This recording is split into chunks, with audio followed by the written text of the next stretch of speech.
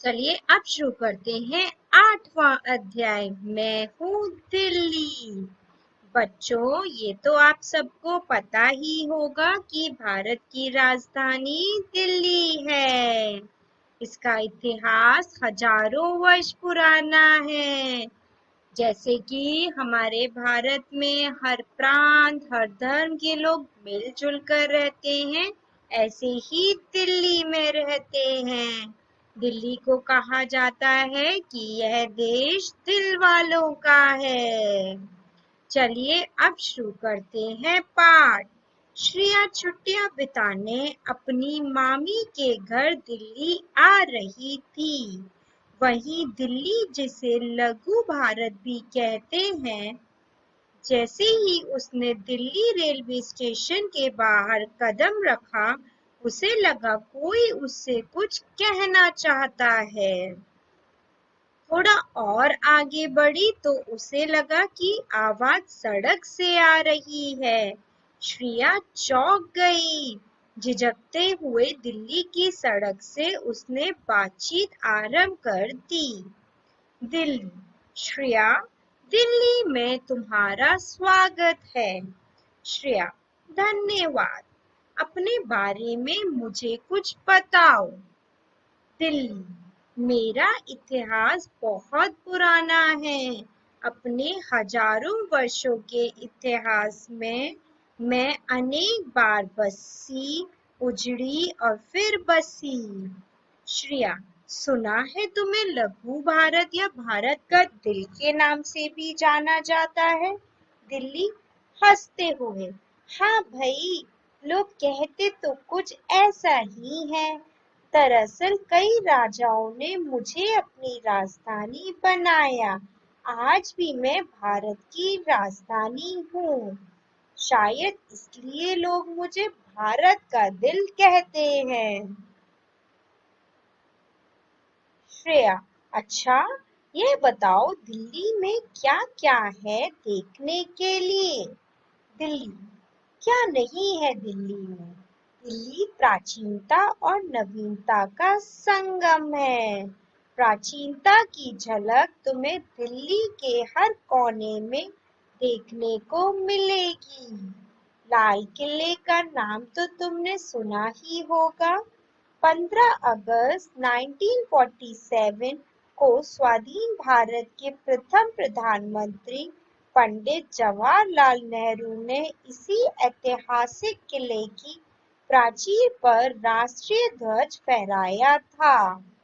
कुतुब मीनार, हुमायूं का मकबरा, पुराना किला आदि हमारी सांस्कृतिक धरोहर है, जो वर्षों पुराने इतिहास की साक्षी है। नए निर्माणों में इंडिया गेट, संसद भवन, राष्ट्रीय भवन, गुरुद्वारा शीशगंज, गुरुद्वारा बंगला साहिब, राष्ट्रीय संग्रहालय आदि हैं। स्वामी नारायण अक्षरधाम मंदिर भी पर्यटकों के लिए आकर्षण का मुख्य केंद्र है। आधुनिक प्रगति के प्रतीक नए नए पुल, फ्लाईओवर, सबसे बड़ी बड़ी इमारतें, शॉपिंग मॉल दिल्ली को दुल्हन सा सजा रहे हैं। श्रेया, अच्छा, मैं दिल्ली में कैसे घूम सकती हूँ। दिल्ली, घूमने के लिए बसें, थ्री व्हीलर, टैक्सी, कारें तो है ही। मेट्रो रेल और वातानुकूलित बसें भी तुम्हारी यात्रा को यादगार बना देंगी। और हाँ, पुरानी दिल्ली में तांगे पर बैठना मत भूलना। श्रेया, अच्छा, यहाँ किस धर्म को मानने वाले लोग रहते हैं। दिल्ली, सच कहूँ श्रेया, तो यहाँ मानव धर्म को मानने वाले लोग रहते हैं। दिल्ली में सभी धर्म के लोग समान भाव से रहते हैं। दिल्ली वासी होली, दिवाली, ईद, दशहरा, गुरु पर्व, बैसाखी, दुर्गा पूजा, रक्षाबंधन, लोहड़ी, छठ पूजा जैसे त्योहार मिलजुल कर उल्लास पूर्वक मनाते हैं। मुझे तो आज तक पता ही नहीं चला कि कौन सा त्योहार किस धर्म का है। श्रेया, अरे एक बात तो पूछना भूल ही गई। मुझे अपने मित्रों और घरवालों के लिए भी कुछ खरीदना था। खरीदारी कहाँ करूं? दिल्ली। थक जाओगे दिल्ली में खरीदारी करते करते। कनॉट प्लेस, करोल बाग, सरोजनी नगर, लाजपत नगर, चांदनी चौक, कमला नगर, रजौरी गार्डन। श्रेया, अरे बस भी करो। दिल्ली। बस नाम सुनकर ही थक गई। श्रेया, हाँ, अब यह बताओ यहाँ के लोगों का खान पान कैसा है? दिल्ली। बढ़िया कमाना और बढ़िया खाना दिल्ली वालों की पहचान है। कहीं भी नजर उठाओ, खाने पीने की चीजों का हर जगह अंबार नजर आएगा। गर्मा गर्म छोले भटूरे, रसीली जलेबियां, काजू बादाम से भरपूर कुल्फी फालूदा, खुशबू बिखेरते चटपटे पकौड़े, पराठे वाली गली के पराठे, चांदनी चौक की चाट, सभी कुछ तुम्हारे मुंह में पानी ले आएंगे। श्रेया, दिल की रानी दिल्ली, बस बस, तुम्हारी बातें सुनकर तो मेरे पेट में चूहे कूदने लगे। अब मैं चली। चलिए अब आते हैं शब्दार्थ पर।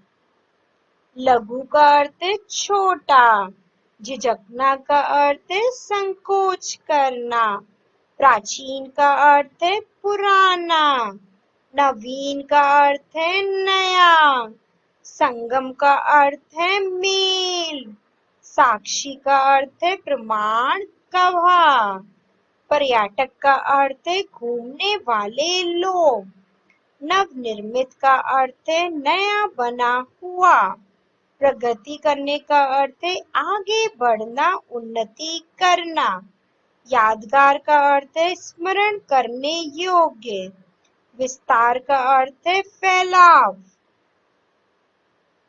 चलिए अब आते हैं अभ्यास कार्य पर।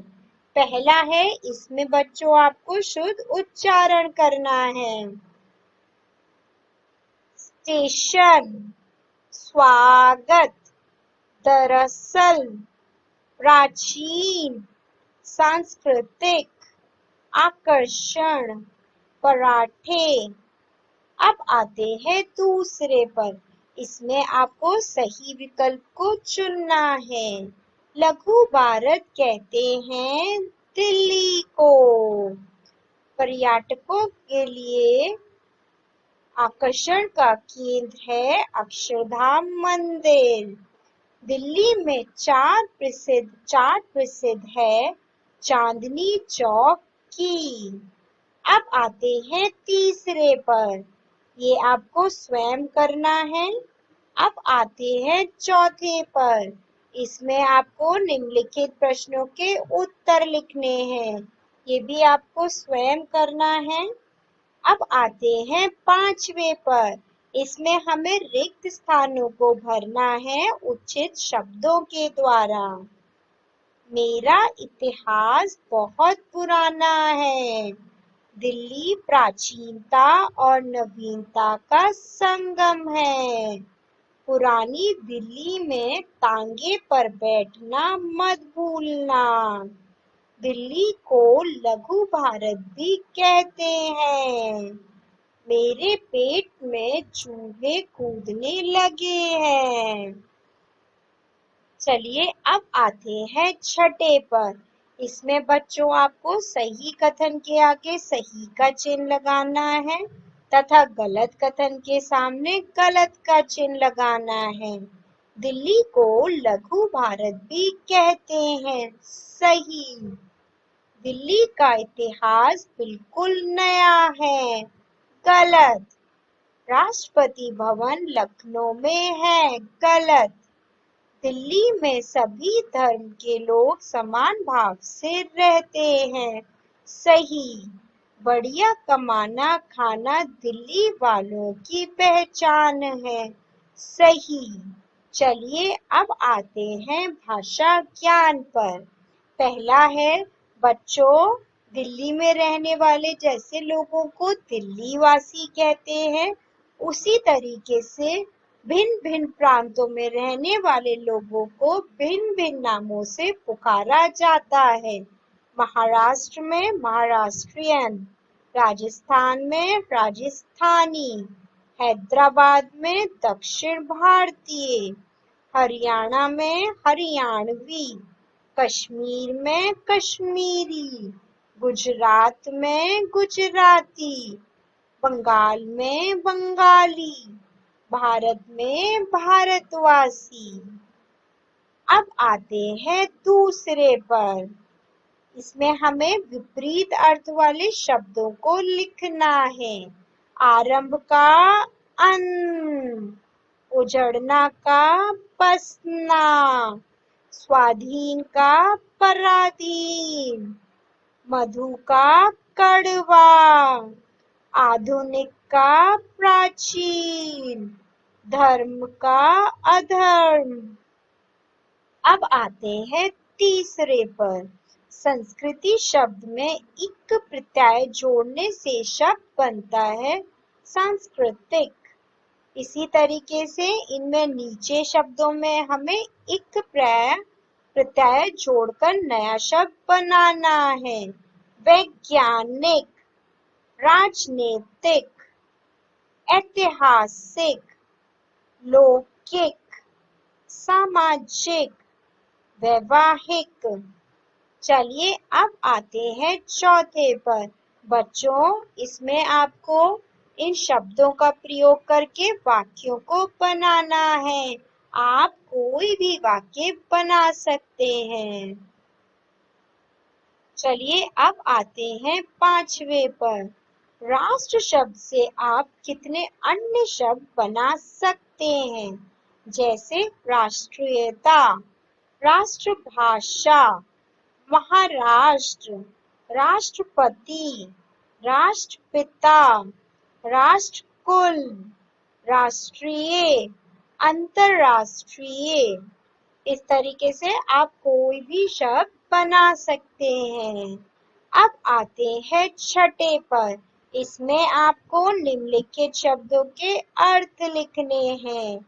लघु का अर्थ है छोटा, प्राचीन का पुराना, नवीन का नया, प्रगति का उन्नति, नवनिर्मित का नया बना हुआ, विस्तार का फैलाव, आरंभ का शुरुआत, साक्षी का गवाह।